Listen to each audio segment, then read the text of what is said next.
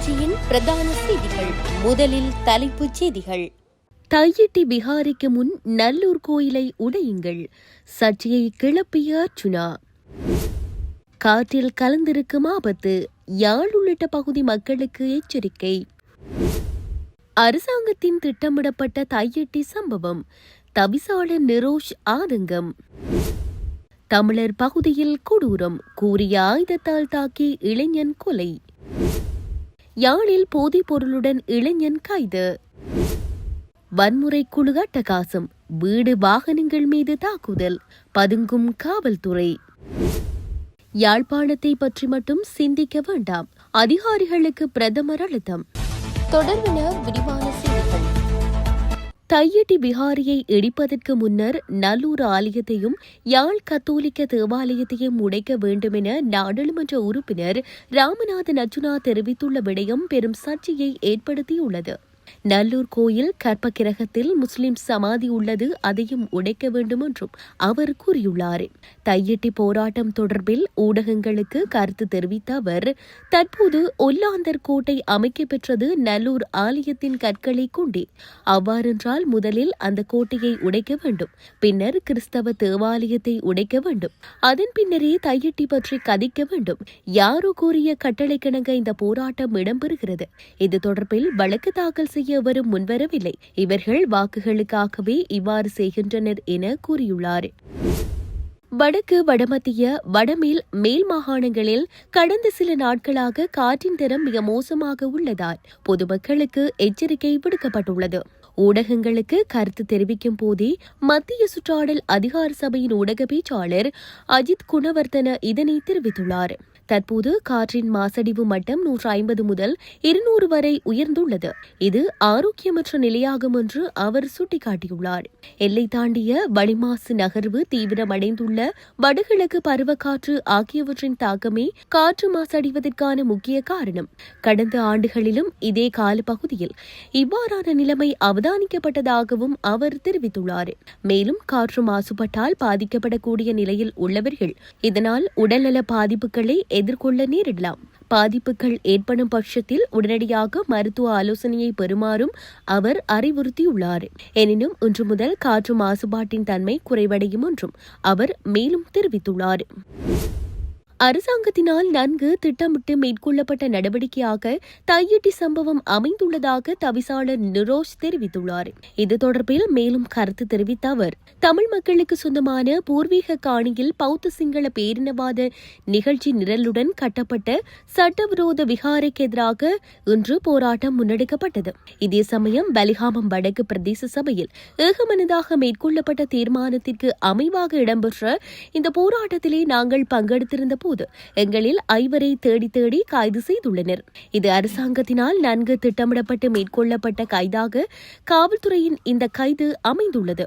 குறித்த பௌத்த விகாரியை நிர்வகிப்பவர்கள் பொதுமக்களுடைய காணிகளை அடாத்தாக கைப்பற்றி சட்டவிரோத கட்டிடங்கள் அமைத்து அடாத்தாக ராணுவ பலத்துடன் இவ்வாறு சில முரணான சம்பவங்களில் ஈடுபடுகின்றனர். தாங்கள் அதனை ஆட்சியுரிமை செய்து முகாமை செய்கின்ற நிலையிலேயே நாங்கள் எங்கள் மக்களின் காணிக்காக நீதியுரிமை வேண்டி போராடிய நிலையில் கைது செய்யப்படுகின்றோம். நீதிமன்றம் ஏற்கனவே ஒரு தீர்ப்பை வழங்கியதாகவும் சொல்லியிருந்தார்கள். நீதிமன்ற தீர்ப்பை மதிக்கின்றோம். நீதிமன்ற தீர்ப்புக்கு பாதகமில்லாமல் ஜனநாயக அகிம்சை வழியிலே நாங்கள் போராடியிருந்தோம். இலங்கையிலே பௌத்த சிங்கள பேரினவாதம் தொடர்பில் கடந்த காலங்களிலே நீதிமன்றங்கள் வழங்கிய தீர்ப்புகளை கூட காவல்துறையினர் நடைமுறைப்படுத்தவில்லை. அது ஒரு அப்பட்டமாகவே தெரிந்த விடயம். குருந்தூர் மலையிலே காவல்துறையை நடைமுறைப்படுத்துமாறு நீதிமன்றங்கள் வழங்கிய தீர்ப்புகளை நடைமுறைப்படுத்தவில்லை. அதேபோன்று வெவ்வேறுபட்ட விடயங்களின் அடிப்படையிலே பௌத்த சிங்கள பேரினவாத நிகழ்ச்சி நிரலை மேற்கொள்வதற்கு எதிராக நீதிமன்றங்கள் வழங்கிய தீர்ப்புகளை குறைந்தபட்சமேனும் நடைமுறைப்படுத்தாத நிலையில் இந்த இடத்தில் அமைதிக்கும் சட்டத்திற்கும் மதிப்பளித்து ஜனநாயக ரீதியிலே போராடிய நாங்கள் மிலேச்சத்தனமாக கைது செய்யப்பட்டிருக்கின்றோம். இந்த கைதுகளின் போதான நடவடிக்கைகள் என்பது எங்களின் பாதுகாப்பை, அடிப்படை உரிமைகளை மீறுவதாக உள்ளது. எமது மண்ணிலே பௌத்த சிங்கள பேரினவாதத்தை நிலைநிறுத்த வேண்டும், பௌத்த சிங்கள தேசமாக இதனை மாற்ற வேண்டும் என்ற அரசாங்கத்தின் கொள்கைக்கு காவல்துறையினர் செயல் வடிவம் அளிப்பதாகவே நாங்கள் பார்க்கின்றோம் என தெரிவித்தார். இளைஞர் ஒருவர் கூறிய ஆயுதத்தால் தாக்கப்பட்டமையினால் காயமடைந்து வவுனியா வைத்தியசாலையில் சிகிச்சை பெற்று வந்த நிலையில் உயிரிழந்துள்ளதாக செட்டிக்குளம் காவல்துறையினர் தெரிவித்துள்ளனர். குறித்த சம்பவம் வவுனியா செட்டிக்குளம் வீரபுரம் பிரதேசத்தில் இடம்பெற்றுள்ளது.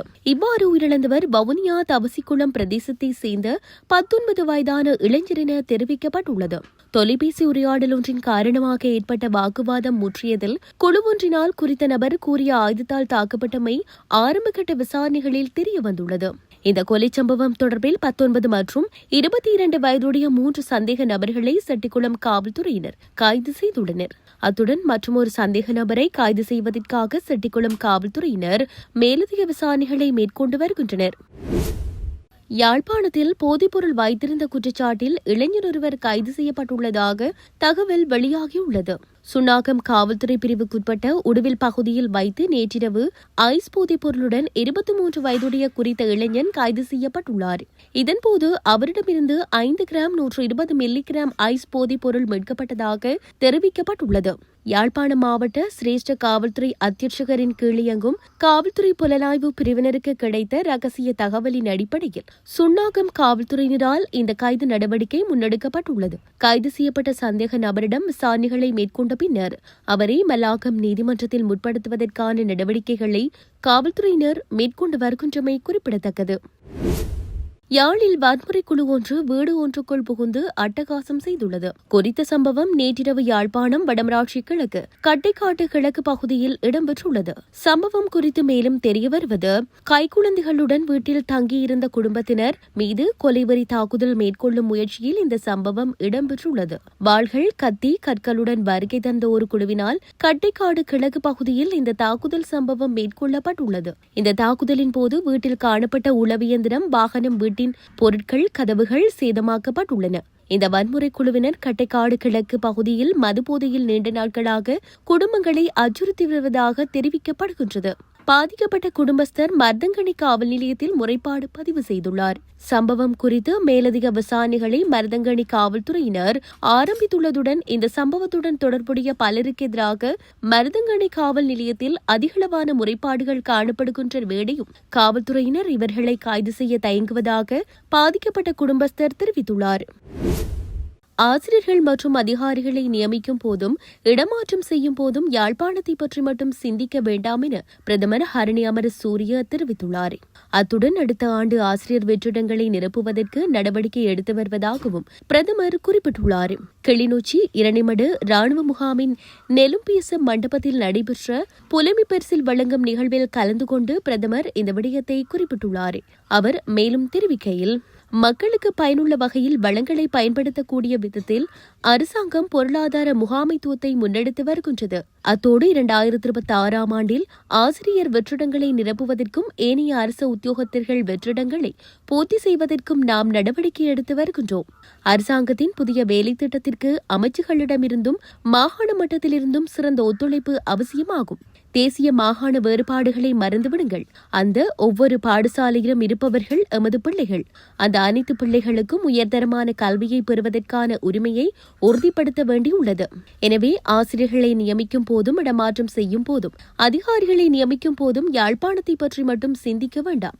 ஏனைய மாவட்டங்களில் அமைந்துள்ள அனைத்து பாடசாலைகள் பற்றியும் சிந்தித்து அனைவரையும் சமமாக நடத்துங்கள். நீங்கள் உண்மையான திறமைசாலிகள். இங்குள்ள நீங்கள் பல்கலைக்கழகத்திற்கு சென்று மீண்டும் வடக்கு மாகாணத்திற்கு சேவையாற்ற வருவீர்கள் என நான் நம்புகின்றேன். இன்னும் 3-4 வருடங்களில் வடக்கு பிரதேசம் தொடர்பான தீர்மானங்களை எடுப்பவர்கள் நீங்களே.